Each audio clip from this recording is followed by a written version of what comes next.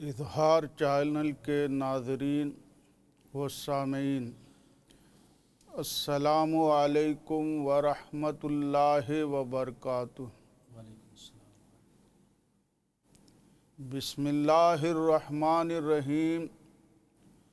الحمد للہ رب العالمین والعاقبۃ للمتقین والصلاۃ والسلام علی سید المرسلین وعلی آلہ الطیبین الطاہرین، اما بعد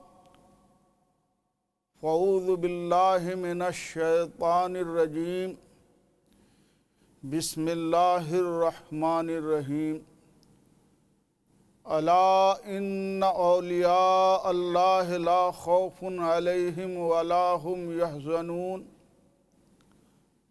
صدق اللہ مولانا العظیم وصدق النبی الامین الکریم ونحن علی ذلک لمن الشاہدین والشاکرین والحمد للہ رب العالمین۔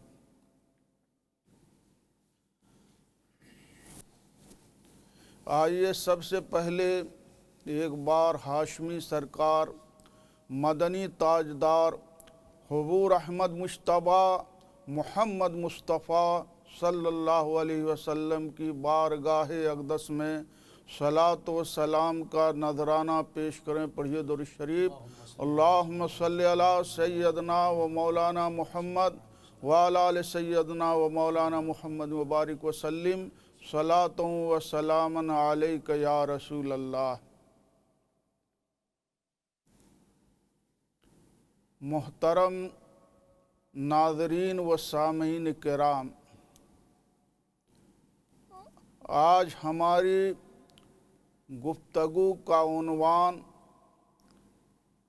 حضرت مولا علی مشکل کشا کرم اللہ تعالی وجہ الکریم کی حیات و خدمات و فضائل و کمالات ہیں۔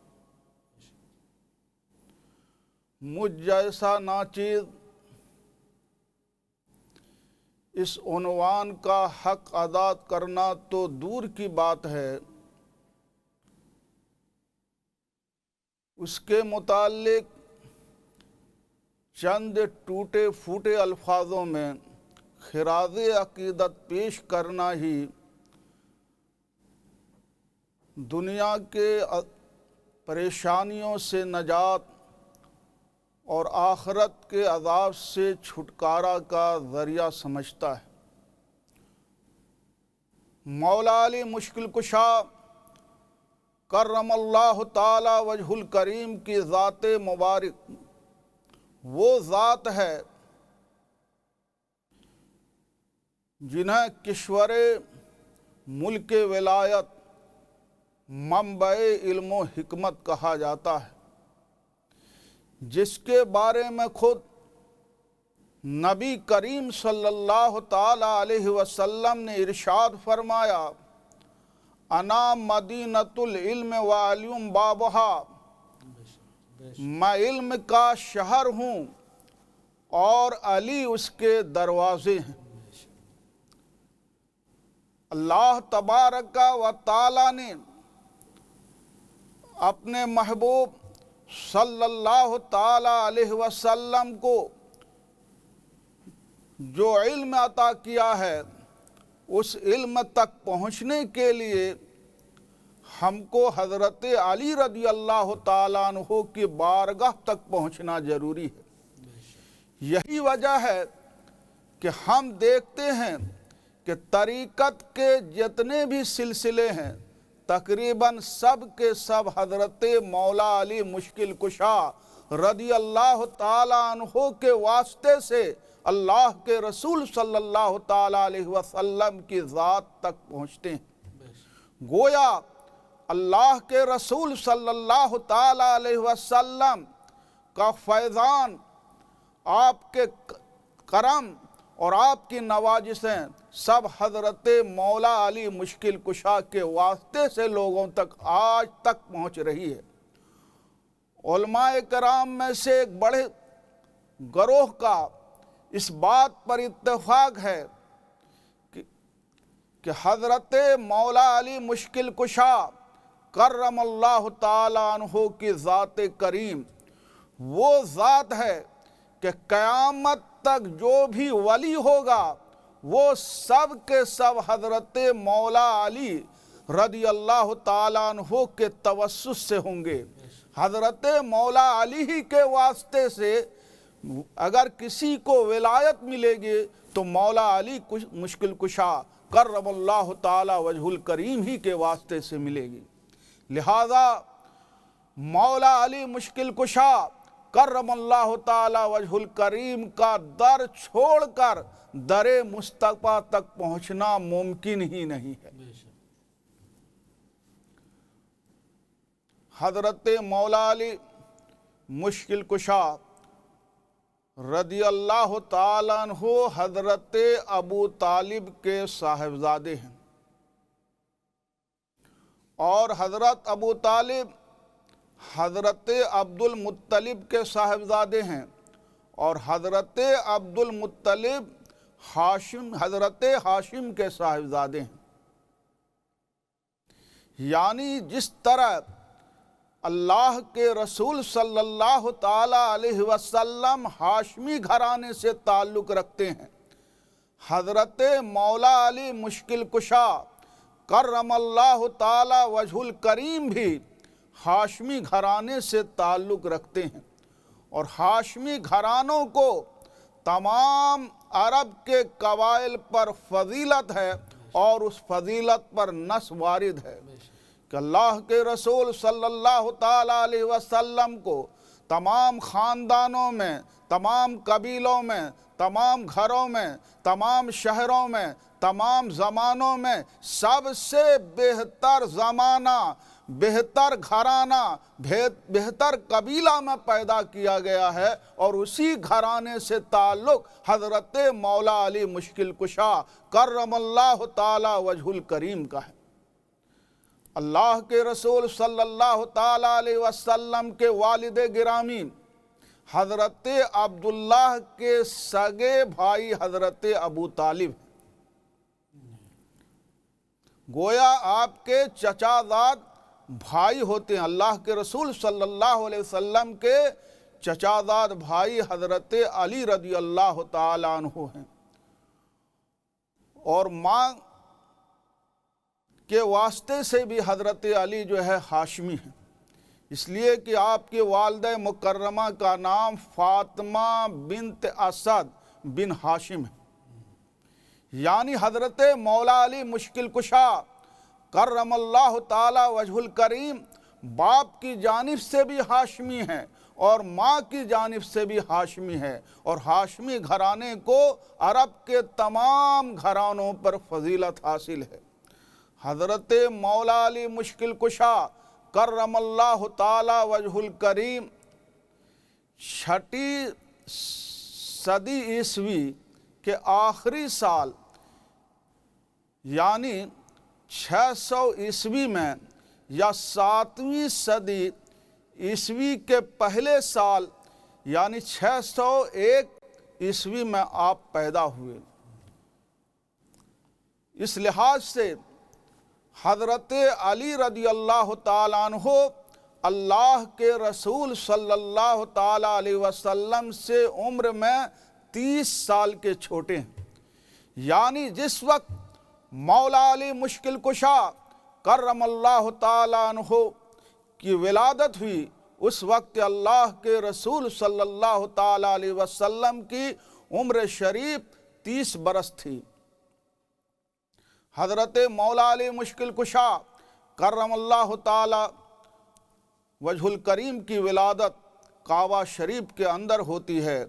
آپ کی والدہ طواف کے دور کی حالت میں تھی کہ حضرت مولا علی مشکل کشا کرم اللہ تعالی وجہ الکریم کی ولادت ہوتی ہے، اور ولادت کے بعد سب سے پہلے حضرت علی رضی اللہ تعالیٰ عنہ نے جس ذات اقدس کا چہرہ دیکھا ہے وہ اللہ کے رسول صلی اللہ تعالیٰ علیہ وسلم کی ذات مبارک ہے کہ حضرت علی رضی اللہ تعالیٰ عنہ پیدا ہوتے ہی سارے جہان سے اپنی نگاہوں کو بند کر دیا۔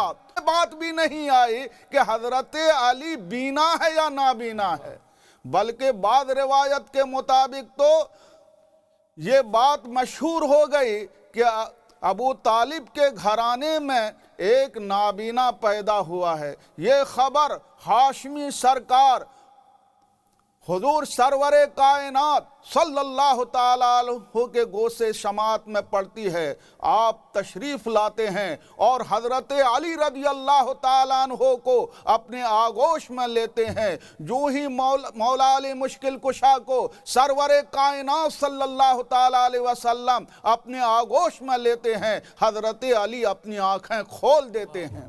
گویا کہ اس بات کی طرف اشارہ ہے کہ حضرت علی دنیا میں اس لیے پیدا ہوئے تھے کہ اللہ کے رسول صلی اللہ تعالیٰ عنہ کے روئے زیبا کی پہلے زیارت کریں اور تا عمر اللہ کے رسول صلی اللہ تعالیٰ علیہ وسلم کی حمایت و نصرت میں رہیں اور آپ کی ہر طرح سے مدد فرمائیں۔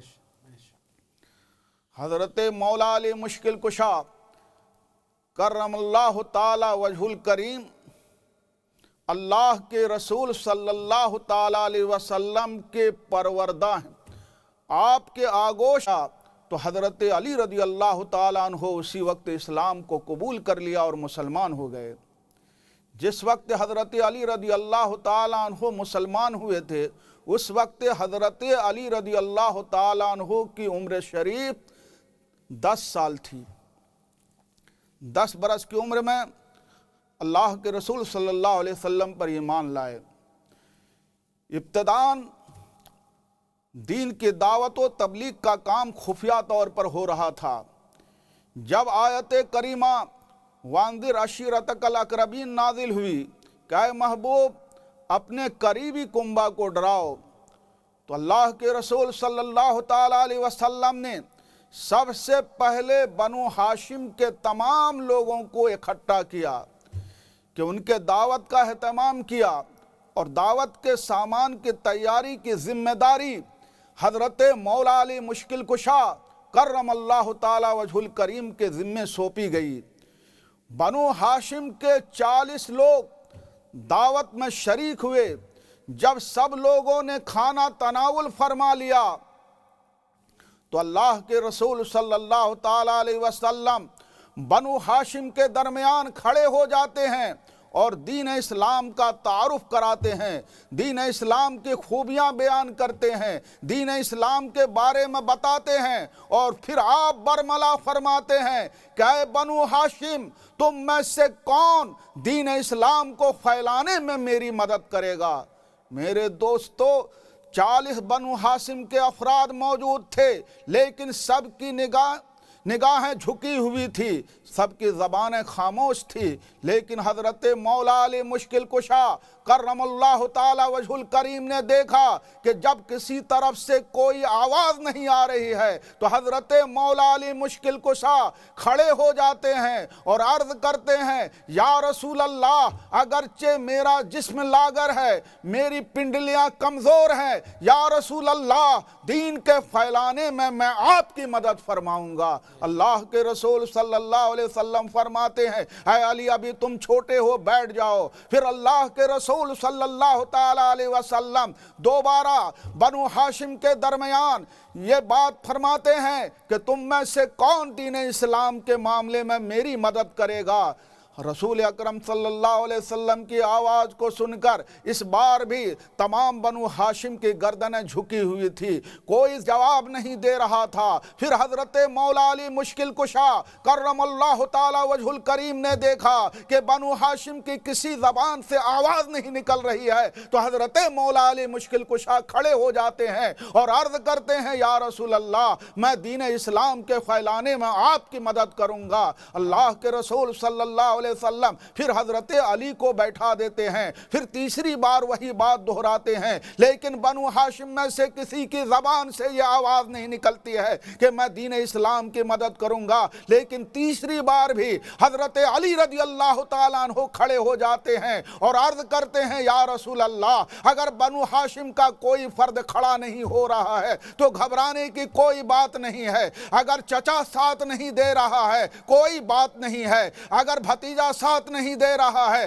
کوئی بات نہیں ہے، اگر بھائی ساتھ نہیں دے رہا ہے کوئی بات نہیں ہے، اگر کنبہ والے ساتھ نہیں دے رہے ہیں کوئی بات نہیں ہے، یا رسول اللہ ہر موڑ پر یہ علی آپ کے ساتھ ہے۔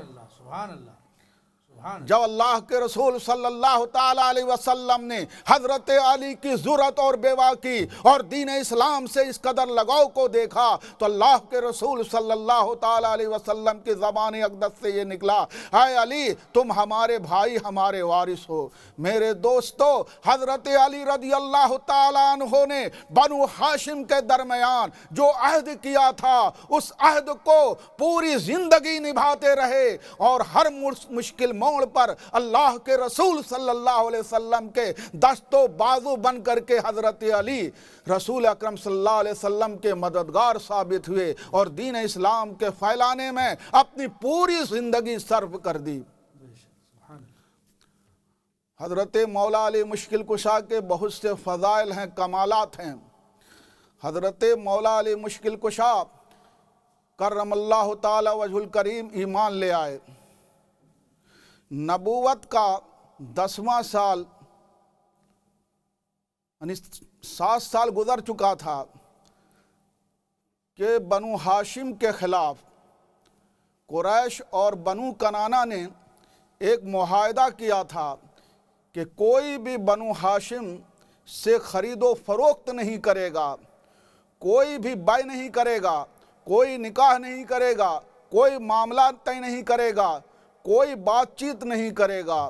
ہر طرف سے ظلم و ستم کے مظالم ڈھائے گئے۔ ایسے عالم میں حضرت ابو طالب اپنے گھر سے ایک پہاڑ کی گھاٹی کی طرف نکل جاتے ہیں جس کو شیب ابو طالب کہا جاتا ہے، اور 3 سال تک مسلسل بنو ہاشم کا بائیکاٹ ہوتا رہا۔ لیکن اس وقت بنو ہاشم میں سے جو مسلمان نہیں تھے ان میں سے تقریباً سب نے رسول صلی اللہ علیہ وسلم کی حمایت کی، بلکہ عبد مناف کے لڑکے مطلب کی اولاد بھی اللہ کے رسول صلی اللہ علیہ وسلم کی حمایت میں کھڑے تھے، اور باقی عبد مناف کے 2 لڑکے کی اولاد اور باقی تمام قریش اور کنانہ اور عرب کے لوگ رسول صلی اللہ علیہ وسلم کے دشمن تھے، ہر طرح کا بائیکاٹ کر رکھا تھا، اور 3 سال تک مسلسل بائیکاٹ کیا گیا۔ اس وقت بھی حضرت علی رضی اللہ تعالیٰ عنہ ہر محاذ پر اللہ کے رسول صلی اللہ علیہ وسلم کا ساتھ دیا ہے۔ وہ مشکل دور تھا، نبوت کا 10واں سال آتا ہے، بائیکاٹ ختم ہو جاتا ہے، لیکن کچھ ہی دن کے بعد حضرت ابو طالب کا انتقال ہو جاتا ہے، اس کے بعد حضرت خدیجۃ الکبریٰ کا بھی انتقال ہو جاتا ہے۔ اللہ کے رسول صلی اللہ علیہ وسلم پر غم و اندوہ کا پہاڑ ٹوٹ پڑتا ہے کہ حضرت ابو طالب کی جو حمایت تھی وہ حمایت اب باقی نہ رہی، حضرت خدیجۃ الکبریٰ کی جو انسیت اور محبت تھی اب وہ حضرت خدیجۃ الکبریٰ بھی دنیا سے رخصت ہو گئی تھی۔ لیکن ایسے ماحول میں بھی اگر کسی نے بھی پوری طرح ساتھ دیا ہے تو بنو ہاشم میں سے صرف حضرت علی رضی اللہ تعالیٰ عنہ تھے، اور صحابہ میں حضرت صدیق اکبر تھے۔ 3 سال تک حضرت ابو طالب کے انتقال کے بعد اللہ کے رسول صلی اللہ علیہ وسلم اہل مکہ کے تمام سازشوں اور تمام قسم کے سختیوں کو جھیلتے رہے، اور آخر آپ کو بھی ہجرت کی اجازت مل گئی۔ ہجرت کی اجازت دن کو ملی۔ اللہ کے رسول صلی اللہ علیہ وسلم دوپہر کو حضرت ابوبکر صدیق کے پاس گئے اور کہا ہجرت کی اجازت مل گئی ہے، تیار رہنا۔ پھر واپس گھر لوٹتے ہیں اور حضرت علی رضی اللہ تعالیٰ عنہ کو بلاتے ہیں اور کہتے ہیں اے علی میں مدینے ہجرت کر کے جا رہا ہوں، یہ کچھ امانتیں ہیں قریش کی، جو میرے پاس پڑی ہوئی ہیں ان امانتوں کو تم امانت والے کو سونپ دینا۔ قریش یہ سمجھتے ہیں کہ محمد الرسول اللہ سوئے ہوئے ہیں، محمد بن عبداللہ سوئے ہوئے ہیں۔ جب رات کا آدھا حصہ گزر جاتا ہے تو حضرت مولا علی مشکل کشا کے پاس آتے ہیں اور یہ سمجھتے ہیں کہ سرور کائنات سو رہے ہیں۔ جو ہی چادر ہٹاتے ہیں تو سرکار کی جگہ حضرت مولا علی کو سویا ہوا پاتے ہیں۔ حضرت مولا علی سے پوچھتے ہیں کہ محمد کہاں گئے؟ تو حضرت علی جواب دیتے ہیں کہ اللہ تعالیٰ بہتر جانتا ہے۔ روایت میں آیا ہے کہ حضرت علی کو مارا گیا، حضرت علی کو زد و کوب کیا گیا کہ محمد الرسول اللہ کا پتہ بتا دو، لیکن سخت اذیت جھیلنے کے باوجود بھی حضرت علی نے یہ نہیں پتہ بتایا کہ محمد عربی ہجرت کر کے فلاں طرف چلے گئے ہیں۔ میرے دوستو سخت چند دن قید میں رہے، پھر اس کے بعد جب کہ یہ معلوم ہو گیا کہ حضرت علی کچھ بتانے والے نہیں ہیں تو حضرت علی کو چھوڑ دیتے ہیں۔ حضرت علی رضی اللہ تعالیٰ عنہ 3 دن تک تمام امانت رکھنے والوں کو سونپتے رہے۔ 3 دن میں یہ کام مکمل ہوا، پھر حضرت علی رضی اللہ تعالیٰ عنہ مدینہ منورہ کے لیے پیدل ہجرت کر جاتے ہیں۔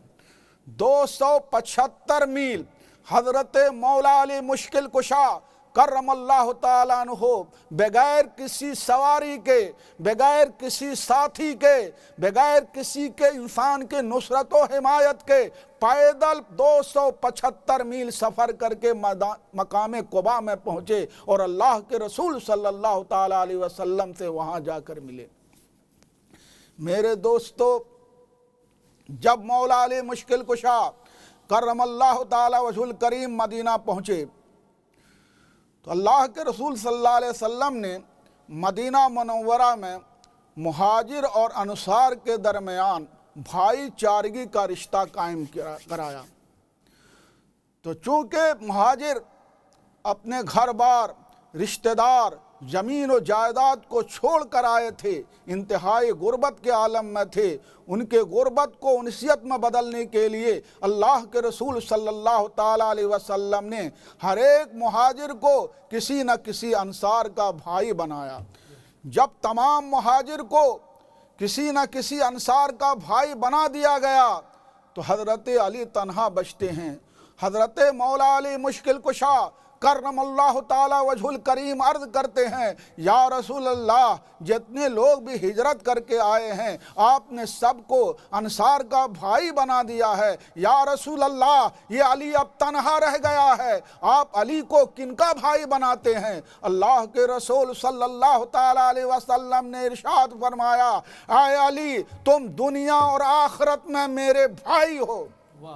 میرے دوستو، ایک نسبی بھائی ہونے کی فضیلت اور ہے، اور جس کو رسول اکرم صلی اللہ تعالیٰ علیہ وسلم بطور اخوت اور مودت اپنا بھائی بنا دیں، وہ کائنات میں باقی تمام لوگوں سے افضل قرار پاتا ہے۔ میرے دوستو، رسول اکرم صلی اللہ تعالیٰ علیہ وسلم کے مقام خلت کا مرتبہ یہ ہے کہ وہاں جبریل کی بھی گنجائش باقی نہیں رہتی ہے۔ اگر ایسے مقام پر حضرت جبریل بھی مدد کرنا چاہتے ہیں تو اللہ کے رسول فرماتے ہیں کہ رب تبارک و تعالیٰ کے علاوہ مجھ کو کسی کی ضرورت نہیں ہے، لیکن حضرت علی کو دنیا اور آخرت میں اپنا بھائی بنا کر کے اللہ کے رسول صلی اللہ علیہ وسلم نے یہ بتا دیا کہ حضرت علی بھلانے والی چیز نہیں ہے، حضرت علی کا اپنا ایک مقام اور ایک مرتبہ ہے۔ اسی لیے اللہ کے رسول صلی اللہ تعالیٰ علیہ وسلم کے نسبی بھائی بھی ہیں اور مودتی بھائی بھی ہیں حضرت مولا علی مشکل کشا۔ حضرت مولا علی مشکل کشا کرم اللہ تعالیٰ وجہ الکریم پوری زندگی سرور کائنات فخر موجودات صلی اللہ تعالیٰ علیہ وسلم کی نصرت اور حمایت میں گزارا۔ اور آپ یہ بات اچھی طرح جانتے ہیں، اللہ کے رسول صلی اللہ علیہ وسلم کے وصال کے بعد حضرت ابوبکر خلیفہ بنائے گئے۔ ابتداً حضرت علی نے بیعت نہیں کی، اس لیے کہ حضرت فاطمہ رضی اللہ تعالیٰ عنہ پر رسول اکرم صلی اللہ علیہ وسلم کے وصال کے بعد غم و اندوہ کا طوفان ٹوٹ پڑا تھا۔ خود حضرت فاطمہ رضی اللہ تعالیٰ عنہ نے فرمایا صبت علیہ مصائب لو انہا صبت علی النہار سلنا لیالی، یعنی مجھ غم زدہ ستم رسیدہ کو ایسی مصیبتوں سے سابقہ پڑا کہ اگر وہ ساری مصیبتیں روز روشن پر آفتاب پر ڈال دی جائے تو آفتاب تو چمکتا رہ جائے گا، لیکن اس کی تاب نہ لا کر کے وہ رات کے سیاہ زلفوں میں چھپ جائے گا۔ میرے دوستو، حضرت فاطمہ رضی اللہ تعالیٰ عنہ کا وصال 6 مہینہ بعد ہو جاتا ہے۔ اس کے بعد حضرت علی رضی اللہ تعالیٰ عنہ حضرت ابوبکر صدیق کو اپنے گھر بلاتے ہیں اور یہ کہتے ہیں کہ آپ نے مجھ کو مشیر تک نہیں بنایا تھا اور میں اپنے کام میں لگا رہا۔ انشاءاللہ تعالی آج دوپہر کو میں آپ کی بیعت کروں گا۔ پھر مسجد نبوی میں حضرت علی تشریف لاتے ہیں۔ حضرت ابوبکر منبر پر جلوہ گر ہوتے ہیں، خطبہ دیتے ہیں، حضرت علی رضی اللہ تعالیٰ عنہ کی فضیلت بیان کرتے ہیں، وہ کمالات اور خوبی بیان کرتے ہیں جو حضرت علی کی جزئی فضیلت ہے، اور پھر اس کے بعد حضرت علی کے بیعت نہ کرنے کی وجہ کو لوگوں سے بیان فرما دیتے ہیں۔ پھر حضرت علی رضی اللہ تعالیٰ عنہ منبر پر جلوہ گر ہوتے ہیں اور حضرت ابوبکر صدیق رضی اللہ تعالیٰ عنہ کی فضیلت بیان کرتے ہیں۔ پھر اس کے بعد حضرت صدیق اکبر سے بیعت کر لیتے ہیں۔ حضرت صدیق اکبر کے بعد حضرت عمر کا دور خلافت آتا ہے۔ حضرت عمر رضی اللہ تعالیٰ عنہ کو جب بھی کسی دنیاوی اور دینی مسئلے میں مشکل پیش آئی تو حضرت علی کو بلا کر کے اس کا حل ڈھونڈا کرتے تھے۔ متعدد بار جبکہ حضرت عمر رضی اللہ تعالیٰ عنہ غلط فیصلہ کرنے والے ہوتے تو حضرت علی رضی اللہ تعالیٰ عنہ فوراً ان کے فیصلے کو بدلوا دیتے۔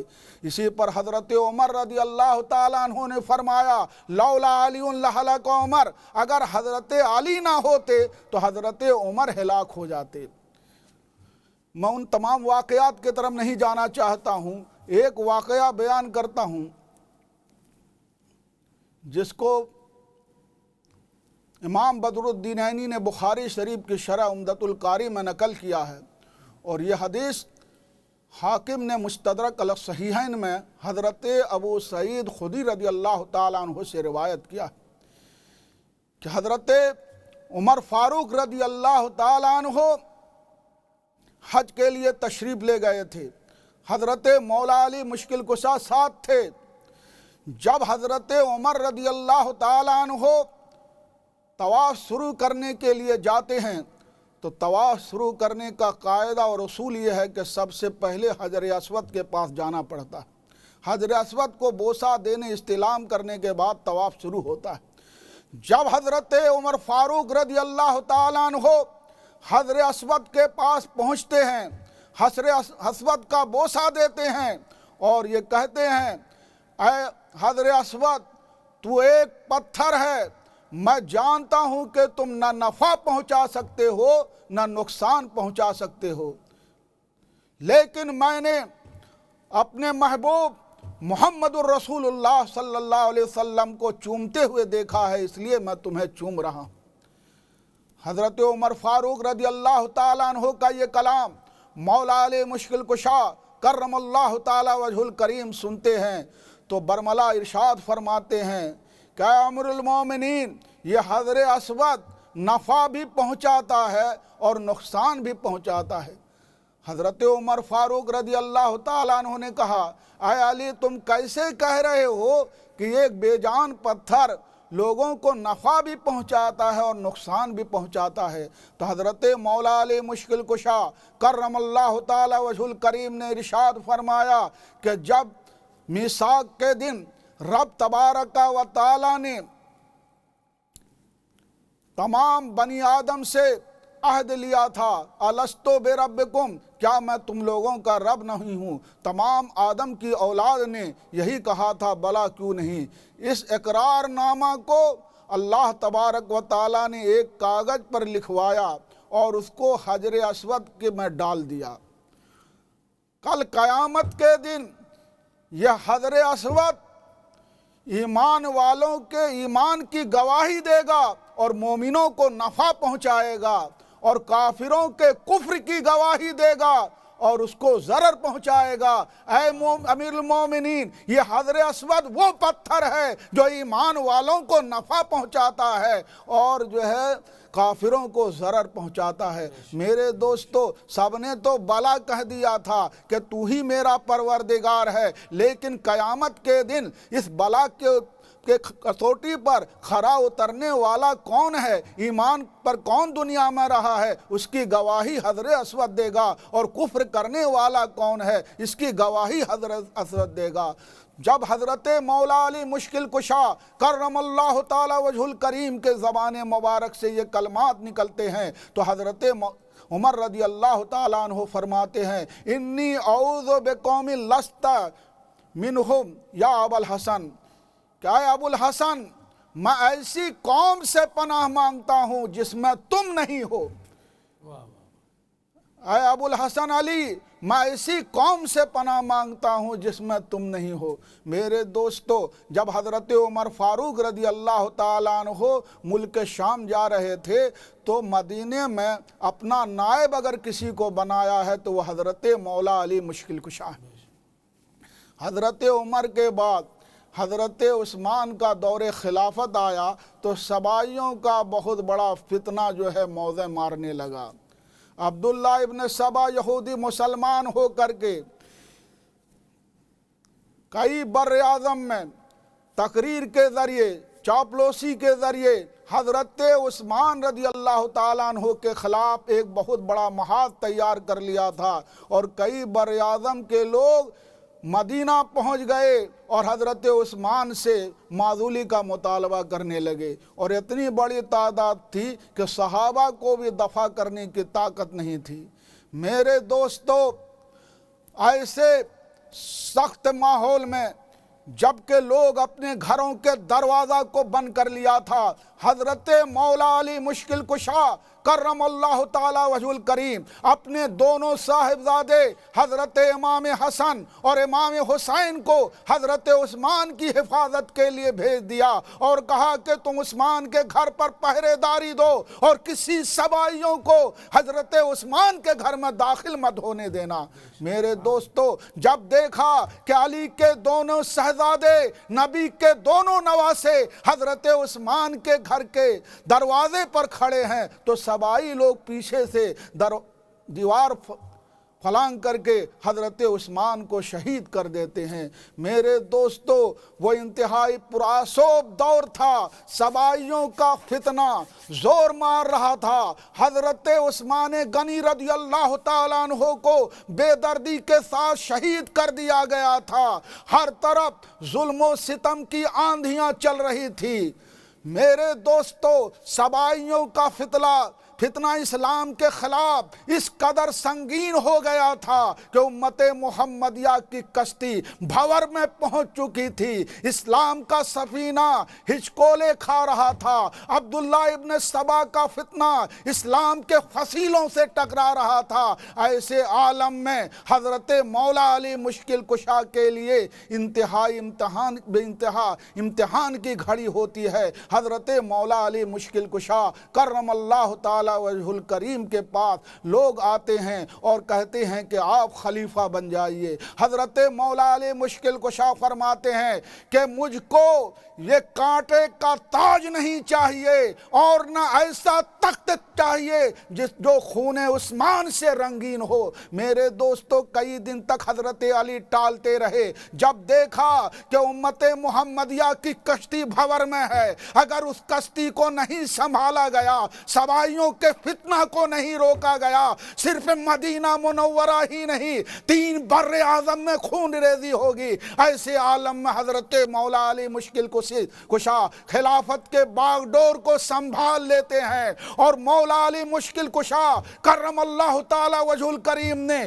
عبداللہ ابن سبا کے اس فتنے کو جو 3 بر اعظم تک پھیل چکا تھا، جو مسلمان کے خون کی ندیاں بہا رہا تھا، اپنی حکمت عملی سے اس کو ختم کر دیا۔ اور اس طرح ختم کیا کہ جو مین سرگنا تھے، جب حضرت امیر معاویہ سے صلح کیا تو وہ لوگ حضرت علی کا ساتھ چھوڑ دیے، خود بخود الگ ہو گئے اور ان کو خارجی کہا گیا۔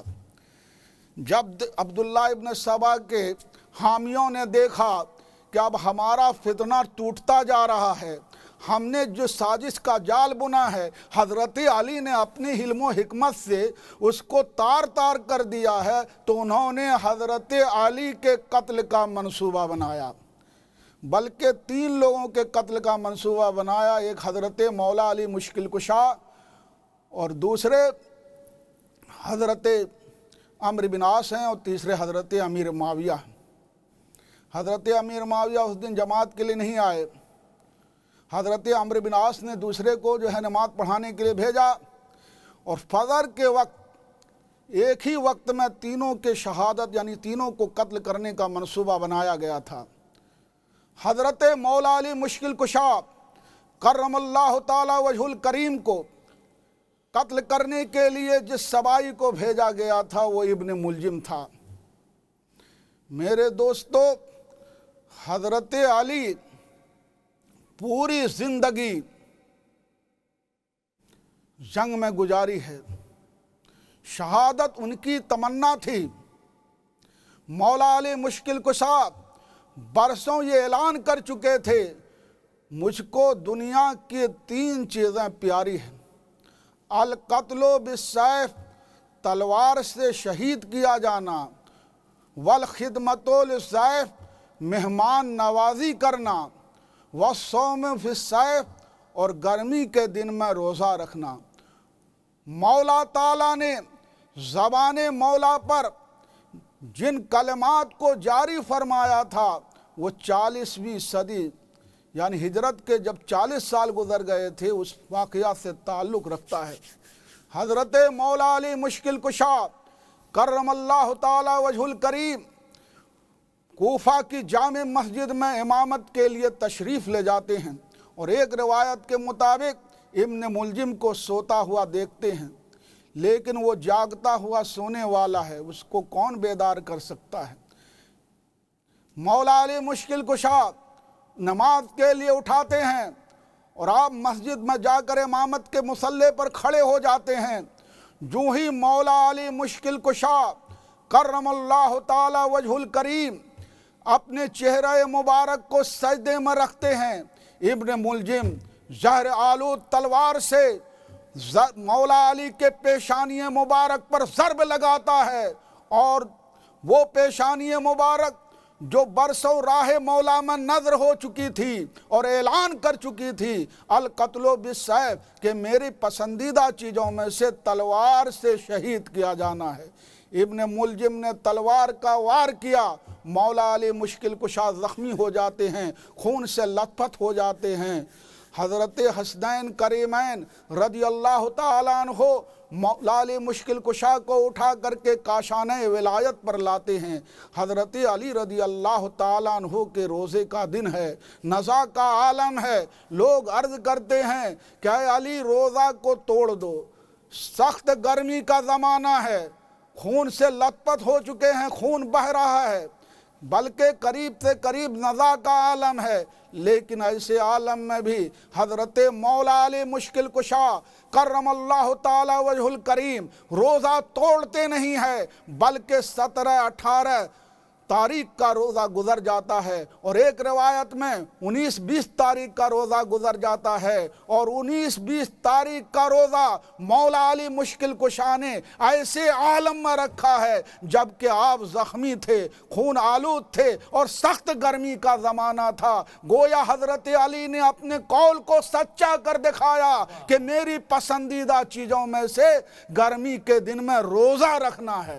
یہ مولا علی مشکل کشا کی پسندیدہ چیزیں ہیں دنیا کی، ہم اور آپ تو جائیداد نہ جانے کیا کیا پسند کرتے ہیں۔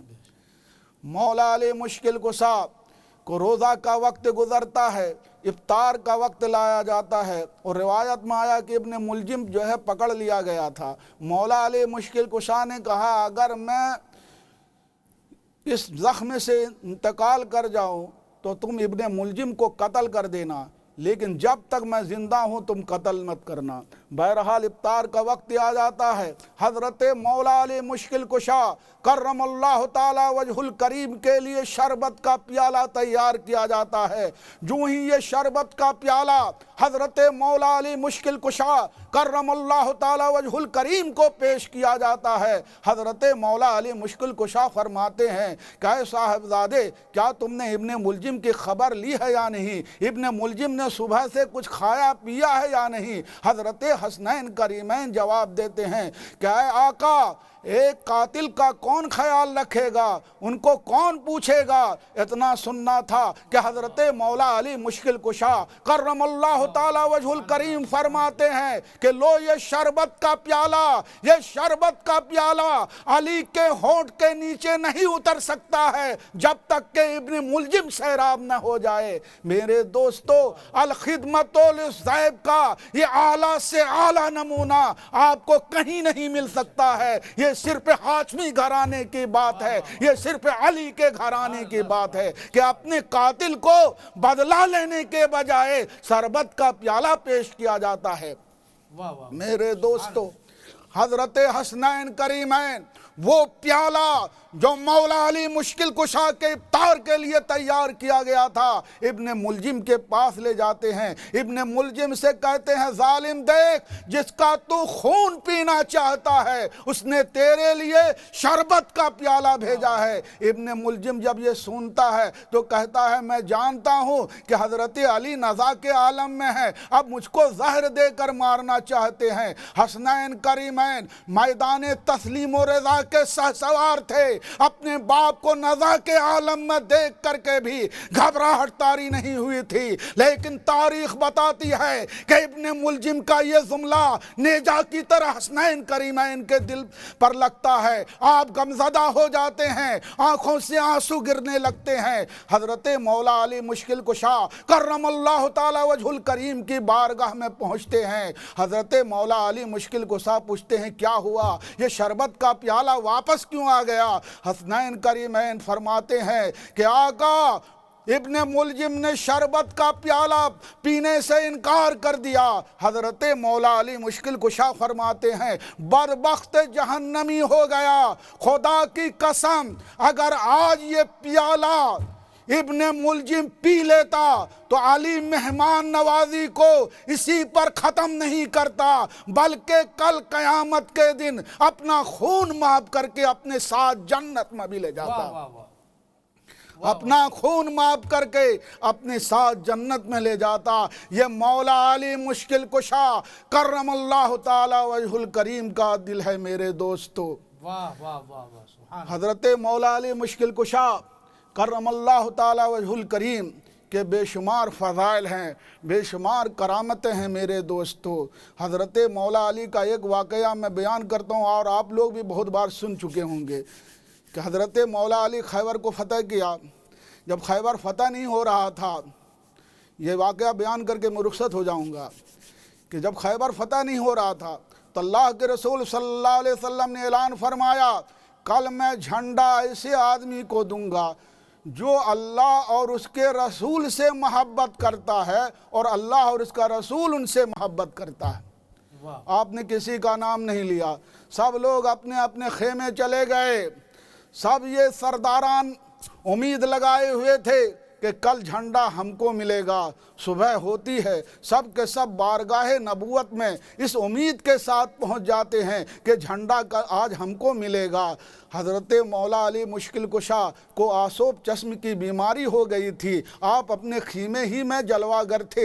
اللہ کے رسول صلی اللہ تعالی علیہ وسلم تمام صحابہ کی طرف نگاہ اٹھا کر دیکھتے ہیں، مولا علی مشکل کشا کا چہرہ نظر نہیں آتا ہے۔ حضرت سرکار دو عالم صلی اللہ علیہ وسلم پوچھتے ہیں علی کہاں ہے؟ لوگ عرض کرتے ہیں یا رسول اللہ ان کو آسوب چشم کی بیماری ہو گئی ہے، وہ اپنے خیمے میں آرام فرما رہے ہیں۔ میرے دوستو، غور کرنے کی بات ہے کہ وہ علی جو کسی جنگ میں پیچھے نہیں رہا ہے، آج وہ اس علی کو آسوب چشم کی بیماری کیوں ہو گئی؟ یہ اشارہ اس بات کی طرف ہے کہ لوگوں میں حضرت علی کا مقام بتانا چاہتے ہیں کہ اگر رسول اکرم صلی اللہ تعالی علیہ وسلم کو جنگ کے معاملے میں کسی پر زیادہ بھروسہ تھا تو حضرت مولا علی مشکل کشا کی ذات تھی۔ رسول اکرم صلی اللہ تعالیٰ علیہ وسلم فرماتے ہیں کہ علی کو بلا کر لاؤ۔ حضرت علی آتے ہیں، آپ اپنا آب دہن لگاتے ہیں، فوراً حضرت علی کی آنکھیں درست ہو جاتی ہے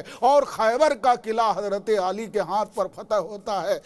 خیبر سے جب لوٹتے ہیں مقام صحبہ میں، اللہ کے رسول صلی اللہ تعالیٰ علیہ وسلم حضرت علی کو ایک کام کے لیے بھیج دیتے ہیں۔ ادھر نماز کی جماعت ہو جاتی ہے، حضرت علی واپس تشریف لاتے ہیں اور اللہ کے رسول صلی اللہ علیہ وسلم سے عرض کرتے ہیں، یا رسول اللہ آپ کا کام یہ علی نے کر دیا۔ اللہ کے رسول صلی اللہ تعالیٰ علیہ وسلم حضرت علی کے جانوں پر اپنے سر رکھ کر سو جاتے ہیں۔ ادھر حضرت علی رضی اللہ تعالیٰ عنہ پریشان ہے کہ عصر کی نماز انہوں نے نہیں پڑھی ہے، ادھر آفتاب غروب ہونے جا رہا ہے، حضرت علی پریشان ہے، سرکار دو عالم صلی اللہ علیہ وسلم کو بیدار نہیں کر سکتے ہیں، اس لیے کہ رسول اکرم صلی اللہ علیہ وسلم کو اذیت پہنچانا تو دور کی بات ہے، آپ کے نیند میں خلل پیدا کرنا بھی کسی صحابہ کی ضرورت نہیں ہوا کرتی تھی۔ میرے دوستو، سورج غروب ہو جاتا ہے اور حضرت علی رضی اللہ تعالیٰ عنہ کی آنکھوں سے آنسو کے قطرات ٹپکتے ہیں، سرکار دو عالم کے رخسار پر آنسو کے قطرات گرتے ہیں، سرکار دو عالم بیدار ہو جاتے ہیں اور پوچھتے ہیں کہ اے علی تمہاری آنکھیں نم کیوں ہے، تم کیوں رو رہے ہو؟ حضرت علی نے فرمایا کہ یا رسول اللہ یہ شجر و حجر یہ بحر و بر گواہ ہیں کہ علی نے تلوار کے چھاؤں میں بھی نماز ادا کی ہے۔ یا رسول اللہ اس علی وہ علی جس نے میدان جنگ میں بھی نماز نہیں چھوڑی ہے، آج اسی علی کی نماز قضا ہو گئی ہے۔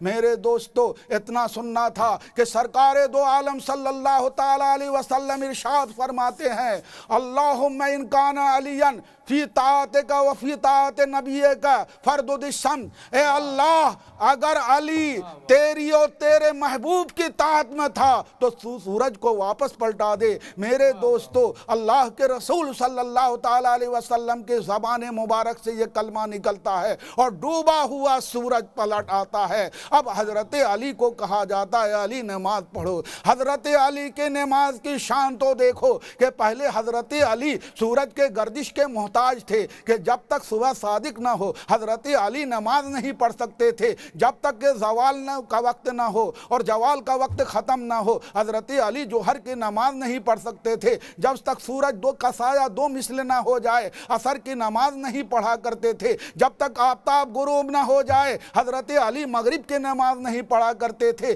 پہلے حضرت علی کی نماز آفتاب کی گردش کے تابع تھی، آفتاب جیسے جیسے گردش کرتا تھا حضرت علی اسی طرح نماز پڑھتے تھے، لیکن جب رسول اکرم صلی اللہ علیہ وسلم نے ڈوبے ہوئے سورج کو پلٹایا تو اب آفتاب حضرت علی کے نماز کے تابع ہو گیا۔ جب تک حضرت علی کا رکوع مکمل نہیں ہوتا آفتاب غروب نہیں ہو سکتا ہے، جب تک حضرت علی کا سجدہ مکمل نہیں ہوگا آفتاب غروب نہیں ہوگا۔ پہلے حضرت علی کی نماز آفتاب کے گردش کے تابع تھی، جب حضرت علی نے اپنی نماز رسول کی محبت میں قربان کر دی تو آفتاب اب ان کا تابع ہو گیا۔ سبحان اللہ۔